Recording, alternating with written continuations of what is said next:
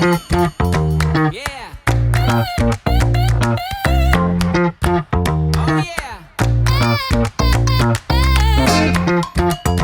Yeah.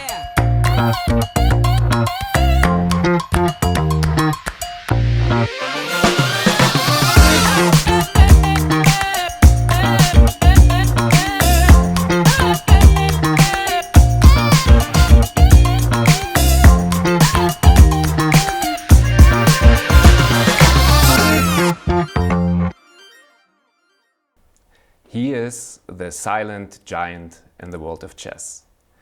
His influence and achievements on the board as well as behind the scenes are remarkable. Ladies and gentlemen, this is Rustam Kasimdzhanov, FIDE world champion of 2004, coach and mentor of some of the most famous chess players of all time, such as Vishy Anand, Fabiano Caruana, as well as many others. Today, we take a closer look behind the scenes of the outstanding career of Rustam Kasimdzhanov. We take a closer look to his greatest successes, his art of preparation, doing some analysis by using the Mephisto Phoenix chess system. And later on, I would like to ask Rustam about his assessment on the recent generation of top-level chess players, as well as some other well-known chess players. I assure you, it's going to be a great experience. Rustam, it's a great honor to have you with us today. It's nice to be here. A warm welcome here, Chile Munich at Millennium. Thank you. Rustam, you won the World Championship 20 years ago. What does it take to become a world champion? Well, these are two different questions in one question, so to speak, for me. Yeah? So what did it take for me to win the World Championship, and what does it take in general, right?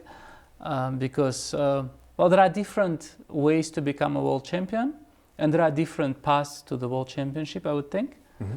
For instance, for me, winning the World Championship was maybe different than it was for, let's say, Fischer or Capablanca or Kasparov. Everyone has his own story, right? Some are born with this desire to become a world champion, and for some it just more or less happens. Like I know I said a lot of stuff when I was a kid. Like, you know, in every interview you're supposed to say, I want to become a world champion.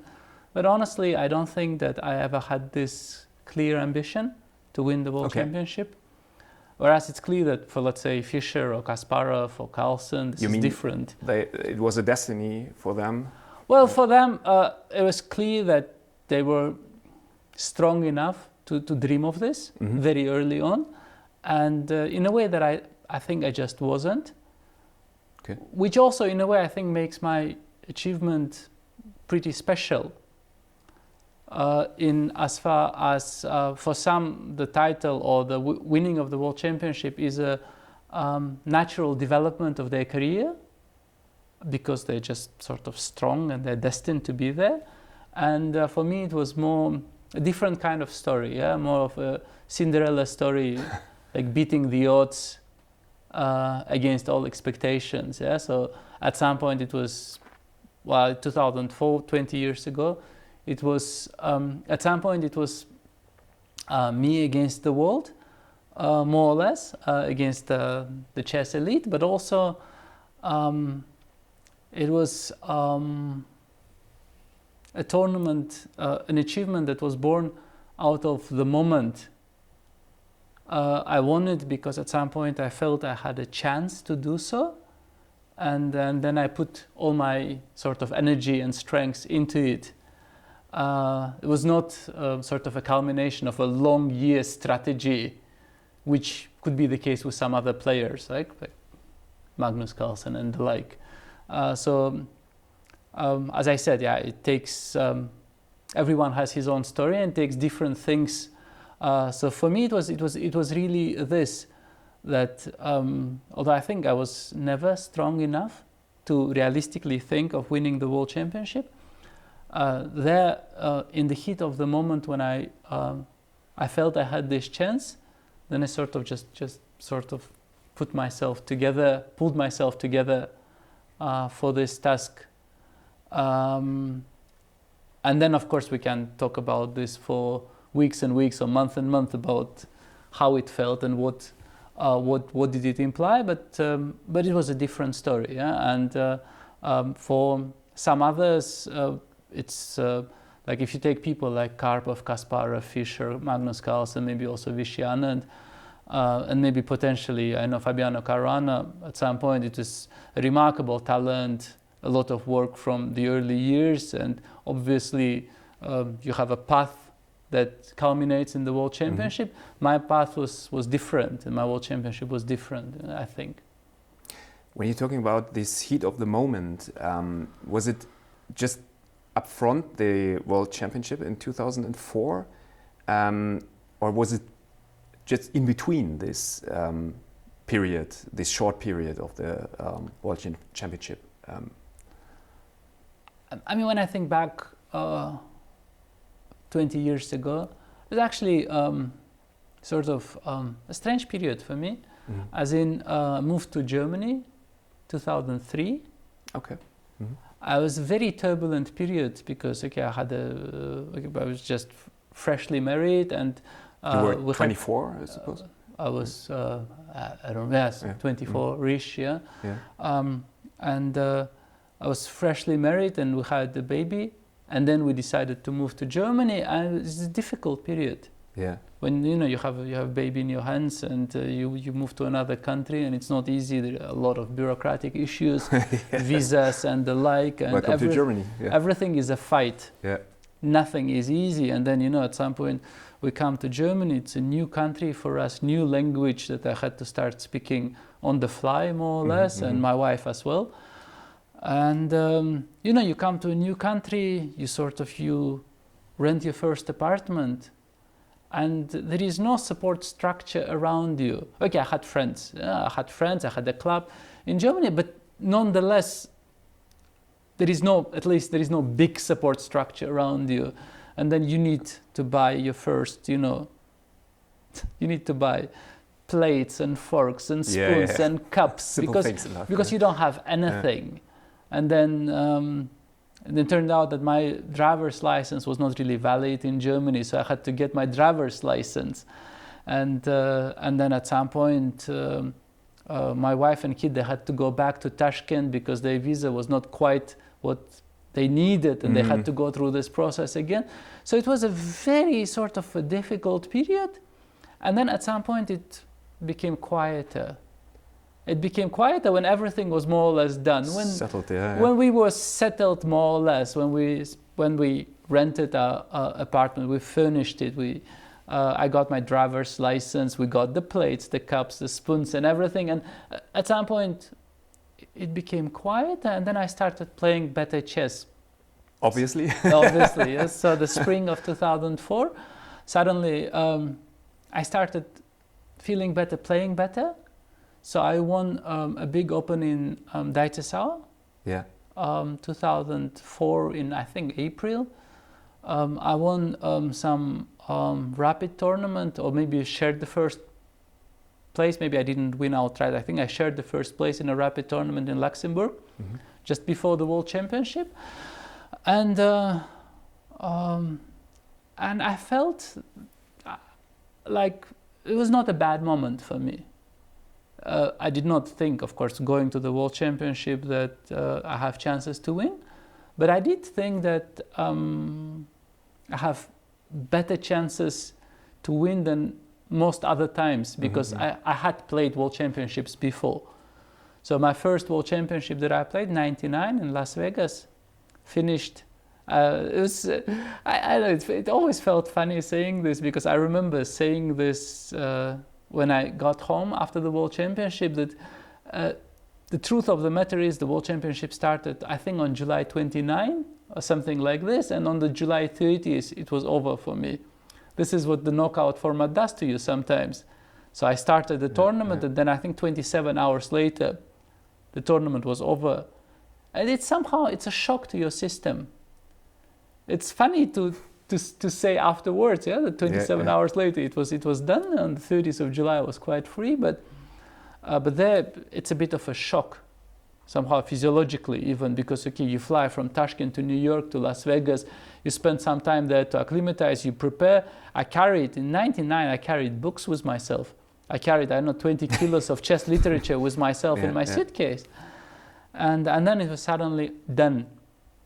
And then I played other world championships after this. I played one in, I don't even remember the years, I played one in Moscow, which had a very complicated story to it.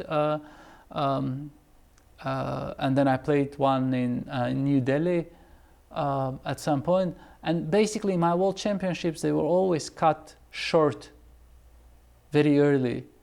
I think once I lost in round 1, as I said, yeah. Twice I think I lost in round 3. And then 2004 I had this feeling, I didn't have the feeling that I will win, don't get me wrong, but I had a decent-ish feeling going into the tournament. And I remember there was this moment, which I think I also mentioned in some interviews afterwards, where during the opening ceremony in Tripoli in 2004, in Libya, I sat with Grandmaster Peter Heine Nielsen, who somehow turned out to sit next to me at an opening ceremony. It's not like we were like the best of friends or anything, we were just colleagues that we knew each other a bit. But somehow he ended up next to me, and back then it was of course difficult to predict that we will work together so intensely during the period when we were both coaches of Vishy Anand between 2008 and 2012. I spent an amazing amount of time together with him in one room, basically, and with some other seconds. But back then it was difficult to predict. 2004, he sat next to me at an opening ceremony, and I mentioned to him that it is probably my best chance to win a world championship. Still not a high chance, of course, but my best chance.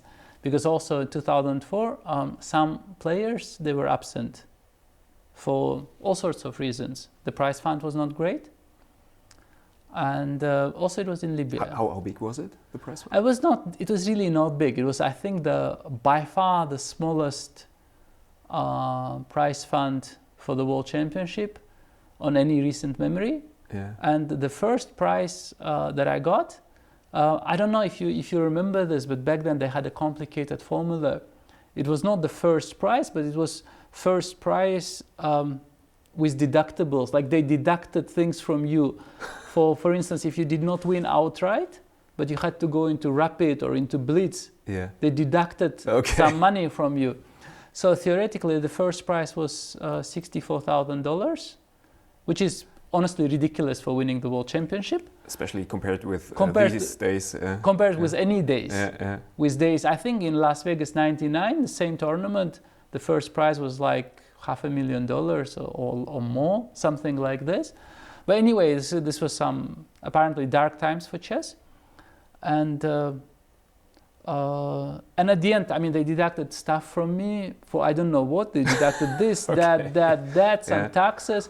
And then I think the coffee, I don't know, maybe, I think I was transferred maybe around $40,000, from which I still had to pay taxes in Germany, of course. So all in all, I mean, still, of course, a chunk of money that was welcome, but nothing even close to corresponding to the achievement itself. But okay, let's forget about the money. Money was not great. That's why some people refused. Like for instance, Vishy Anand was absent, which was great. Like why would I want to deal with Vishy at a knockout tournament, right? And some other people were absent for different reasons. For instance, Boris Gelfand, who was absent, well, didn't want to play in an Arabic country, and had his own problems with the fact that the World Championship was organized there. Back then, I did not think much about the absence of Boris Gelfand, but in later years, Boris became by far my most difficult opponent I just had difficulties with him because in so many periods in my life, he was there to stop my advance. Just so happened that turned out he's one of my most difficult opponents. I just did not play good chess against him. Yeah? And so his absence, as I found out later, was also great for me. And I mentioned, okay, due to all these reasons, this is my best chance to win, although still not high, of course. Yeah. And my planned departure was after round 3. So I thought I would win the first round, I thought I would win the second round, and then I thought that Ivanchuk would probably stop me because this is how it looked. And well, and the rest is history. I don't know into how much detail you want to go there. We will go into a little bit further with one of the next questions. But thanks a lot for this, sharing this experience. In general, and not you personally, but what do you think is the most important factor to become a world champion? What are the minimum requirements, you would say? I think basically it's the same. I mean, you could ask me about anything, and basically the answer would be the same. You could ask me, what does it take to become a top tennis player or a top banker, or what does it fly to fly into space? You have to become good at it, and you have to get lucky. And nobody can give you a right combination. Yeah.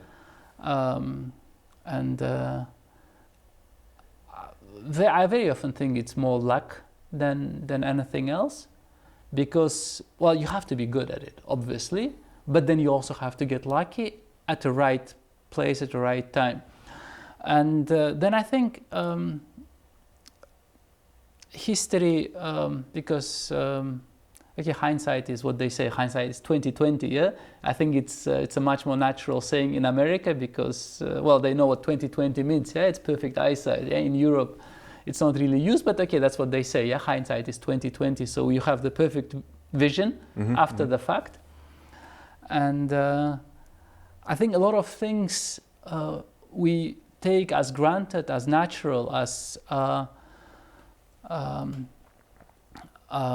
sort of the only logical outcome after a fact. But things could go differently if a person didn't get lucky at the right time. So for instance, Kasparov. I mean, let's just mention the name, Kasparov. Clearly, I mean, you can say the greatest player of all time, or you can say one of the greatest players of all time. And yet, if you go back into history and his first match against Karpov, and him trailing 4-0 after 9 games and 5-0 after 20-something games, he was very, very lucky not to be out of this World Championship cycle. You could easily imagine a series of events where Kasparov does not become a world champion, or where Kasparov gets beaten by Karpov and then somehow disappears from the chess scene. It is possible to imagine this outcome. It's also possible to imagine a series of events where, let's say, Fischer never becomes a world champion. It is not enough to be good.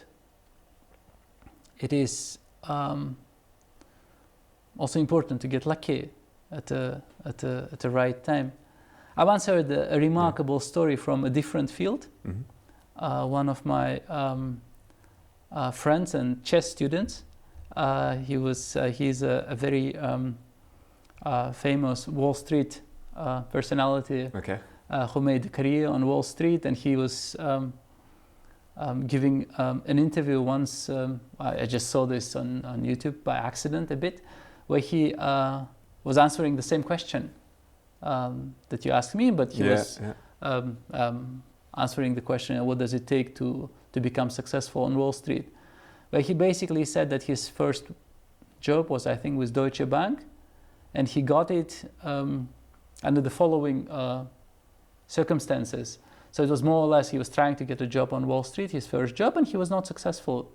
He was going to an interview after an interview and didn't quite work out, and at some point I think he went to Deutsche Bank and they said no. So he had an interview, they said no, and after the interview this is how I remember him telling the story online. I think this was more or less as follows. After the interview, where he heard, I don't know, not the first no, I don't know which one, but not the first time he heard no. He asked if he could go to the bathroom before he leaves the building. Yeah, and at least. Okay. And then he went to the bathroom, and in that bathroom, there was some other person who was a person of influence in this building, and somehow they came into some sort of a dialogue, and from this dialogue, he got his first job on Wall Street. And a few years later, he was very, very successful. That's the effect of luck. That is basically the effect of luck. You have to be good. You absolutely have to be good. You need the stamina, the energy, the talent, everything. You have to bring in everything. And when you go to the bathroom, you have to be lucky with your timing. And you have to get into the conversation with the right kind of person who will then give you your first job and so on. So this is true, I think, for everything, and it's most definitely true for chess. I won this world championship that I won, and it took an amazing amount of effort. Yeah, I can promise you that.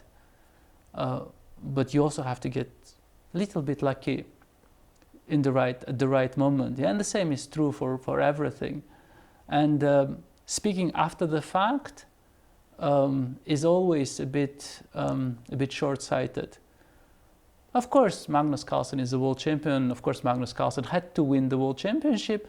But you know, we could go back to 2013. We could see the last 2 rounds of the candidates tournament, and we could imagine a completely different set of circumstances. And nobody knows what would happen if he did not win this candidate tournament. Maybe he would have quit it. And then we could say, you know, his star shone bright, but he was never stable enough to win the world championship, or some such BS like this. Yeah, I mean, all sorts of scenarios are possible at all sorts of moments. Yeah, this is, I think, an important bit that is often misunderstood. I would be really interested to hear your experience. How did you originally get into chess? Clearly, this is one of the most frequent questions you get asked. I can imagine.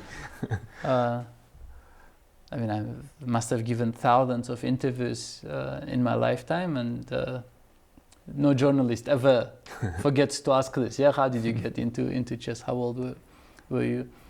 I was not young by today's standards. Yeah? I must have been 6 or 7 or 8 when I really started, and I got into chess by accident. Okay. Completely by accident. I was in a classroom. I don't remember which. I was in the first, second year of my school. I don't remember. And I remember a gentleman walking into a classroom at some point and asking if anybody wanted to play some chess, because he's opening a sort of a chess, whatever you call it, club, a club in the school. Club, yeah. And all the kids, they went to play chess, including me.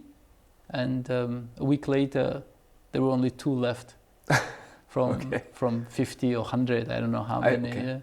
I was one of these 2, and soon the second one was also gone. And then it turned out that I got remarkably lucky, because the man who walked into my class, not only did he walk into my class at the time, could be any other school, right? Could be any other class or any other school. But also it could be any other man. Turned out the man who walked into that door was one of the strongest players in the history of our country. He's like an 11 times Uzbekistan champion and one of the best players our country ever produced. And then he took great interest in my development, and sort of this is how it all started for me. Basically, how I started in chess is a complete accident, and I think this is the case for many. Mm-hmm.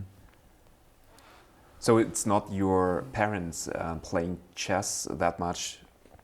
No, I think in the beginning my family was very worried, because when you start working on chess, at first it looks like an obsession. It's a strange, from a point of view of a person who never plays chess, somebody who is spending all his time looking at some chess books with some unreadable chess diagrams and chess text day and night. It looks strange from outside. And it started immediately that you started to read books and to take so much time. I was fascinated. Okay. I was fascinated to the extent that I don't remember this, but this is how it was told to me afterwards, that I was reading chess books under a blanket at night to keep it secret, in the dark. With a torch in the I hand. don't know with what in my hand. I don't remember having a torch or anything, but maybe a source of light was enough for me, and that I was somehow reading. And my mother was worried. My mother was worried, and I don't know, maybe rightly so, but somehow I did not quit, and I needed many more lucky moments that could go either way to stay in chess. So it was not a logical story. It was a story that was lucky at many points. Okay, and your first tournament, was it also in the school setting when this took place? I think maybe it was in the school setting, or maybe later it was in a more specialized chess club where I went afterwards. But honestly, I don't remember all too well. I remember there were some tournaments. I remember that I also remember that my initial obsession at some point started going down, started waning, started dwindling. I was in many ways not your normal up-and-coming chess prodigy. I had a month where I did not look at chess anymore, many months in fact, in my younger years. And at some point my obsession also changed into something different, where it was already the other way around, where my family was more surprised to see me looking at chess. Okay, the other way around. The other way around, and I think I was nowhere as good as the chess prodigies of later days. Like when I see these young players nowadays with 11 and 12 and 13, I was as good as them when I was already 17 or 18. There were like ages between us. My development was very much up and down. It was not a straight line like nowadays. Maybe this were different times. It was also like a really bad time in the history of our country back then. You know, the collapse of Soviet Union and everything that we lived through. Also, like bad times.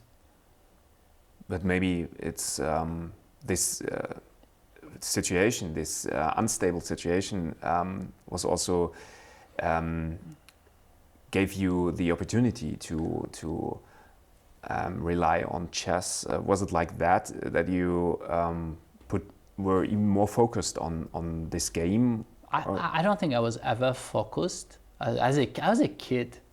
I was a kid. I got some new opportunities for sure, because Soviet Union collapsed, and I myself, I'm not a big fan of what Soviet Union was. I know nowadays there is a lot of nostalgia. Like, you know, in East Germany there is this famous nostalgic feeling towards the past. You have no idea how prevalent this feeling is still in the vast space of Soviet Union.